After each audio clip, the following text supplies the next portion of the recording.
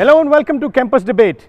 The number of towns and urban population has seen a steady increase in India since last 60 years. If you look at the ratio of urban population to the total population, it was around 17% in 1950s and it has grown to around 31% in 2011, a substantial increase. Now this has led to issues like land shortfall, lack of proper housing facilities for those who are living in urban areas, increase in the slum dwelling units, as well as springing up of unauthorized colonies. All this has meant that an extra burden over the existing amenities such as water, power and open spaces in urban areas. And for a discussion and a debate on this particular topic, we are right now in the School of Planning and Architecture in Delhi, and we are joined by a group of young and enthusiastic students from the Master's course of Planning out here with a specialization in housing. Perfect blend, I would guess, because we are talking about housing facilities out here only. Let's begin one by one. What is your take on this? How and why is this happening? Anyone? Okay, I'll just come to you. Yes, please. Sir, there is an increase in the population, like in Delhi if we consider, because there is no control on the migration rate. People are migrating and there is no control, like we cannot stop them. So basically the government needs to put some controls, like apart from this, like there should be certain population, like only this much can migrate in certain years, so that they can provide them basic infrastructure as per the planning. Because if the government is planning 50% of infrastructure facilities, if the migration is 80%, there is an imbalance. Okay. Because of the imbalance, the people are not getting the basic facilities. It's not that only the government is responsible; it's also the people who are migrating. Okay, it's all the people who are migrating is responsible. But she's saying that there should be some sort of guideline to restrict the number of people who are migrating. Is that possible? Okay. It is not possible to actually restrict the number of people who are migrating, because country belongs to all people. You cannot say that you are belong to some other state, you cannot enter the state with. In spite of this, we need to provide the equal facilities to the hometown, back home only, so that the objective of migration should not be there. Okay, this can't be done. Who else says that this can't be done? You can't restrict the migration. See, actually people have a right of free movement and they migrate from rural areas to urban areas, because urban areas are the centers of economic growth. So if we provide some employment or some opportunity of economic growth to their native places, maybe this migration can be controlled. Otherwise we cannot control migration, that okay, this much people can migrate and this much cannot. Okay, one of the suggestions which is coming in from two of my friends out here is that let's provide basic amenities and better infrastructure in rural areas itself. Is that? It's not basic infrastructure. Okay. It's about the livelihood. It's about the livelihood. It's about giving them options. Yes, please. Even our ex-president, Mr. APJ Abul Kalam, started a program called Pura, which is provision of urban amenities in rural India. And that is a very the right program that should be implemented, because it caters to the ambitions of the rural people. And we cannot restrict the people. We should rather try and fulfill their needs in their home, back in the rural India. There was also a movement in the Europe back home back in 60s, which was called urbanization, which is the short form for rural urbanization, and which they provide all the rural facilities to cater to the needs of the people in the rural India. Okay, great. Important point. Providing facilities. Yes. See that our major focus is on urban area. That's why people are migrating from the rural area to urban area. To control these migrations, we have to increase the facilities, such facilities in rural area also. Then only the migrations will reduce. Otherwise, we can't handle such migration. See, in each day, the migration in Delhi is 350 per day. So, we can't restrict the migrations. We have to provide such facilities in that area only. Okay, we can't restrict migrations. It's around 350 per day. If you look at Delhi, and almost everyone seems to be of the opinion that the idea is to go ahead and provide urban amenities in rural areas, providing more chances for livelihood. Fine, that's one of the examples. But she raised a very valid point. Is there some other way as well? Because this is going to be a part of long-term planning, providing urban amenities in rural areas, providing them livelihood chances. Till that happens, how do we deal with this? Yes, please. I think the urban sprawl is growing day by day, and there is not a single solution in that providing the basic amenities in the rural areas. We have to make our urban areas strong as well, so that everyone has a right to come live in urban areas, earn for their daily needs. So there is a essential need to provide the facilities in urban areas as well, so that we can cater that amount of population. Okay, essential need to provide, boost up the basic infrastructure in urban areas as well. She's right. We will definitely talk about the solutions. We have, quite a few minutes with us in the next segment and the next to next segment as well. But right now, I am a little more curious about the reasons. One of the reasons she pointed out initially, in the first instant itself, that it's because of the migration. Is it only the migration? Yes, there are people who are coming in, but is it only because of the people who are coming in that there is so much load? No, sir. The reason is that is the imbalance in the supply and demand, because to provide housing or facilities to the people, there are so many urban local bodies which are involved in providing these facilities. So there is a lack of coordination, or sometimes people said for anything you need required land. Okay, so the supply of land is to be through a legal procedure, so it takes us so long time. So that's why that people there is a imbalance in supply and demand. So if there is a supply is less, so then people are coming.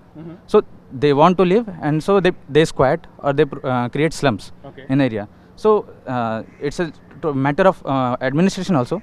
So if the supply will be at a uniform rate, then we can reduce the shortage of then the creation of squatters and slum also. Okay, it's a matter of supply and demand as well. Anyone else with a different idea on this? Okay. Even the market forces, they are only providing for the higher income groups. Nothing is available for the low income people. So that is, they just don't have any option in the formal market. So they go towards the informal markets like the slums. They squat on somebody's land. So this is the reason why most of the unauthorized constructions and the slums are coming in the cities. Okay, so one thing which all of us agree on out here is the fact that there are several other factors apart from the fact that there are people who are migrating. There is a demand supply gap. There is a lack of a proper administration, proper role of the administration which is to be played. We'll continue this conversation, and when we come back, we will ask these group of young people out here as to how we can deal the problem of housing in urban areas.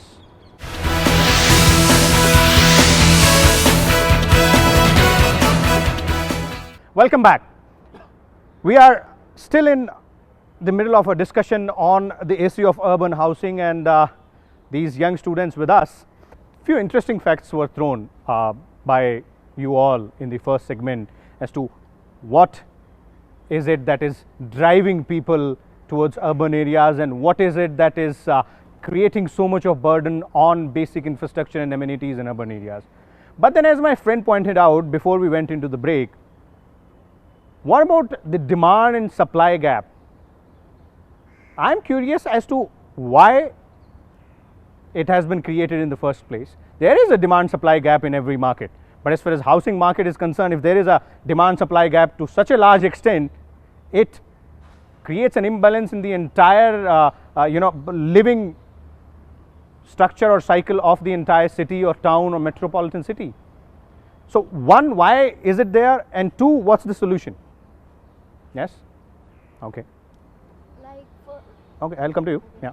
See, firstly, the government that is trying to provide is has set a very high standards for the formal housing, and also the process that it takes is very long. So this the time gap is people cannot wait for the time gap that is taken by the government. So this time gap, the housing market is filled by the informal sector, like slums, quarters, or the unauthorized colonies.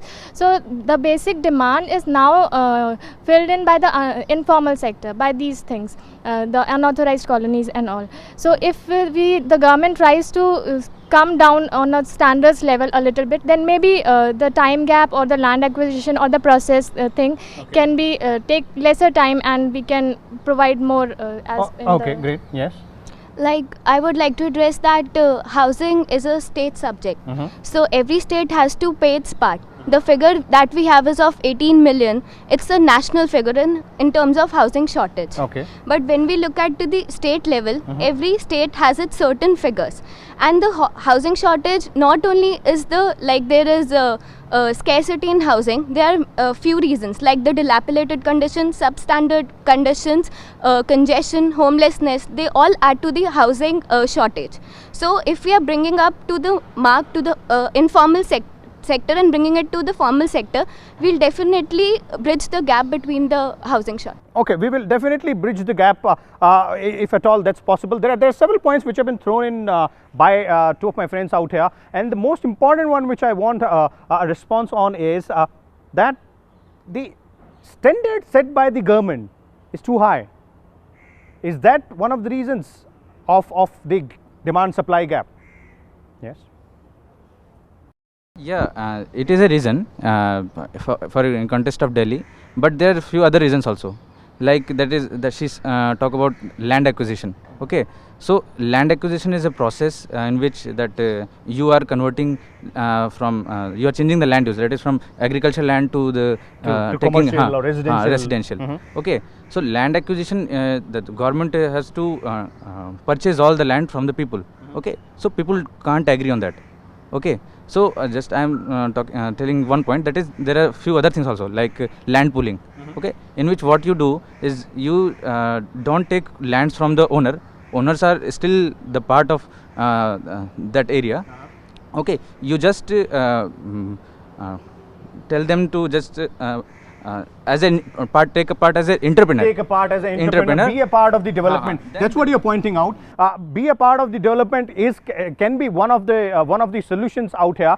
But when it comes to land acquisition, all of us are aware, and she also pointed out here, my friend also pointed out here, that there were several bottlenecks as far as land acquisition is concerned. But all of us know that a new land acquisition bill has been passed, and the earlier version was way old. It was 1894, and there were not many amendments which were made to it.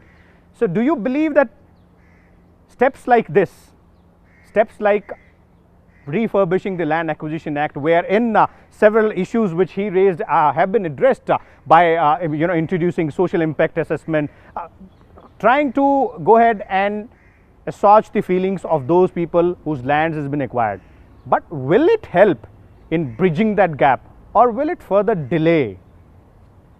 Yes, please. I'll come to you. Yes, absolutely. The new land acquisition R&R policy, as it is called, would be a huge step forward because it will ease the process of land acquisition. As we know, it will provide 4 times the compensation of market value of the land to the farmers from whom the land is being acquired. So yes, it will facilitate the greater acquisition of land. But as far as I am concerned, my personal point of view, I am a little skeptical about this, because as we know, the land prices are the major hurdle in the provision of housing, and if the land prices are inflated 4 times at the time of acquisition itself, then what impact will it have to the provision of housing? That is also the land acquisition bill has just been passed. We don't know what its implications would be. Only time will tell. So it's a big gamble it's a big gamble. He's skeptical of the fact that the land prices might go further higher, and this might be an impediment. Yes. Land is a very essential component in housing. It's the first component. In urban areas, land cost is very high. This is the reason why the EWS or the poor or the low income group, they cannot afford the housing in the urban areas. the government agencies, they acquire land so that they can provide housing, they can provide affordable housing for the poor. But with this new Land Acquisition Act, the composition is set to be 4 times higher. This will simply increase the cost, and it will also increase the delays taken by the government. Okay, it will increase the cost, it will increase the delays, but as my friend said, there are several provisions which were made as far as R&R is concerned. Also, what my point is that hasn't the process been made a little less complicated? Because this is something which was required. My opinion is it has been made more complicated in the context of urban housing. Okay. Because the new LAR bill, it will make like land acquisition difficult in the urban context. In this, the major like what they tried to do was like in rural areas, the bill would prevent forced land acquisition by the multinationals and all, and it will also give more compensation to the farmer. It is a farmer-centric bill, but it is not something that would cater for the housing demands or providing housing, affordable housing to urban areas. Okay, it seems my friend is of the viewpoint out here that this bill might not effectively help go ahead and solve the problem which we are facing as far as urban housing is concerned.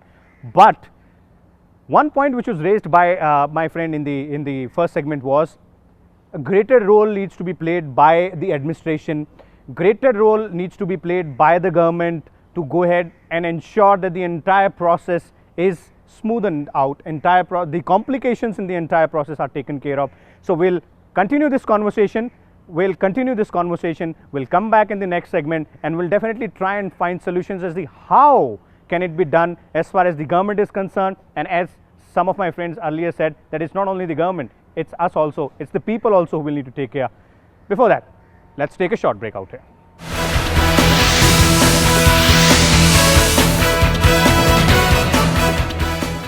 Welcome back. We're in the middle of a very interesting debate out here on the issue of urban housing, the problems related to urban housing, and in this segment we'll try and find out as to what these young students have for us as far as solutions to this particular issue or to this particular problem is concerned. So coming to the solution part now, we have almost in part touched as to what could be done, what is wrong, but there are two factors which I could figure out from what all you guys have to say in the past two segments, is that there is a need for a larger and a greater role which needs to be played by the government, one. Two, that people will have to go ahead and contribute to being a part of the solution rather than being a part of the problem. Now, how will that happen? Okay, let me come to him first. Well, it's also about the nature of market.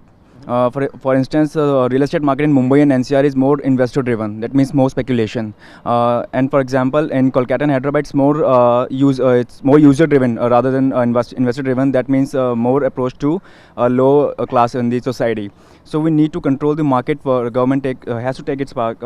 For example, from fifth 5-year plan onwards, government has taken its backseat as facilitator. So if you are a facilitator and not a player, you need to at least smoothen out the process, and you need to make sure that the market flows well. That's government needs to take its part. Okay, government needs to play its part. Government needs to, yes, please. Yeah. The housing, as earlier said, it is actually a state subject. The central government can simply give guidelines, or they can simply release funds, but it's up to the state to enforce housing or to provide strategies of how to bridge a housing gap. Now, the housing issues which we are having, the government policies have a major role in contributing to those issues. For example, let's say Delhi. The density is capped at something like 600 dwelling units per hectare. That comes out to something like 2,500 persons. But in Mumbai, it's already 5,000 or 10,000 persons per hectare. So why can't we allow this in Delhi too? The government procedures should enable. They shouldn't strangle the housing supply. Okay, so you're suggesting that allowing vertical growth in cities like Delhi, is that one of the things? We do understand that government has also its constraints and limitations. But one of the solution can be the provision of rental housing, which suits the affordability of every genre of the society. So it can like largely solve the problem of housing shortage. Okay, providing rental housing, that's one of the issues. Yes, please. Yeah, there's another issue, like major housing is provided by the informal sector, that is slums and the unauthorized colonies. So there should be proper provision by which these informal sectors can brought into the formal sector. If this is done, then the major housing gap in the urban area will be reduced. So the planning should be done in that way. Okay, the more synergy between the informal and the formal sector, is that what one of the solutions can be? Can it be? Any other things? Yes, please. Some more incentives need to be given to the developers for construction of low-cost housing, such as some exemption from sales tax, reduced stamp duty, and other such incentives should be given to them, so that they'll construct more affordable housing and we can have some low-cost housing in the city. Okay, more affordable housing, low-cost housing. Yes, my friend who initiated the debate. So if the developer is coming and building, what people do is, if they are getting a house, they rent it out to someone else. The informal sector doesn't go and stay there. So there are also the people are also responsible. So they don't want the high quality things. They need the basic necessities. So they rent out their house to someone else, like the middle income groups or the low income groups, and they again go and squatter somewhere else. So the thing is that if there is a urban shortage of 18 million, still 11 million houses are still vacant. Why? So there should be some speculation, as one of my friend pointed out, that there should be some speculation that those people are getting the house plus they are living in those houses. Okay, ensuring that those who have been given benefits specifically in the EWS segment, that's the economically weaker section segment, because that is one of the government's focus areas as far as providing housing is concerned. There are so many schemes being launched by the central government. There are schemes being launched by specific state governments as well, to ensure that those living in that particular segment of economically weaker section, they get housing. But what ultimately happens is, perfectly right, my friend has pointed out, that they're allotted houses, but they move out. They rent it out to somebody else. They go back to their slum dwelling units. Where does the solution lie then? This is a vicious circle. Yes. What I want to point out is that if we are talking about the EWS people, then it's said that they have an annual income of 1 lakh, and hence they can afford a house of up to 3 lakhs or 4 lakhs. But in the government schemes, they are only made to pay 10 to 12% of the total house cost, as it is under RAY. So if the people are not paying for that, they do not care for it. There's not that sense of ownership and sense of the sense of pride in owning that house, and that is maybe one of the reasons why they sell it and move out. Okay, sense of ownership, because they don't end up paying for that house. Yes, please. So the thing is, why these people are giving their house on rent? The thing is, there is a housing shortage. Okay, so if someone is ready to give him more as a rent, so it is like their livelihood. The thing is, you have to should be a supply only. Okay, so for example, the government has started that genuine RM scheme, that is BSUP, okay, basic services for human people. So many houses are built in the last decade. There is a supply of 51% increase in housing stock. Okay, so there is a 5% increase every year. Okay, so things will not change in a day. Okay, the thing is, if supply will be increased, they will more number of houses, then they will, if everybody will have house, then why they should give their houses on rent? Okay, things are not going to change in a day, and my friend is right out here, because these houses being allotted to the economical weaker section, they are rented out because there is a demand which still exists in the market. Yes, I'll come to you. It's need not to provide that every EWS people to their housing ownership. They can go for rental housing, because the EWS people who coming from the villages, they have their own house in the villages, and they can they come here to earn money, and some of them are going back to their villages, so they can go for rental housing, which can be provided by the government or by the government organizations, etc. Okay, it can be done the other way around as well. Sir. Yes. Oh, yes. Sir, main problem is the affordability. Affordability is the ground reality, but that people can't afford houses. That's why that unplanned development take place. So if we provide the affordable housing to common people, all the other problems will reduce automatically. Affordable housing is the solution. providing that amount of dwelling units which can match the demand. But there are several other points which came out. Yes, yes. I believe affordable housing is just not the solution. Reason being, as mentioned before, the main shortage lies with the economical weaker section and with the lower income groups. So the main agenda, I feel, is need to be focused behind the understanding their requirements actually, and their requirements do not just end up being provided a shelter. The basically, as mentioned before, that okay, even if the supply has been made by the government, but people do not stay there, they leave the houses or they sell it to others. Reason being, the economically weaker section, the LIG section, they have their own workplaces there. We need to look into that also. Okay, great. I know there are several hands which are going up. It has been a really interesting debate. We are running out of time, but one thing which we have almost come down to is that there are solutions to this problem. There are solutions which exist. It's just a matter of time. And as one of my friends pointed out, that these things or these solutions will not emerge in a day. It will take time. It will require proper planning from the government. It will require more synergy between the formal and the informal sector to ensure that the difference or the gap between the demand and supply in urban housing is taken care of. We'll come back next week from a different location with a different group of students on a different topic. Till then, keep watching Rajya Sabha Television.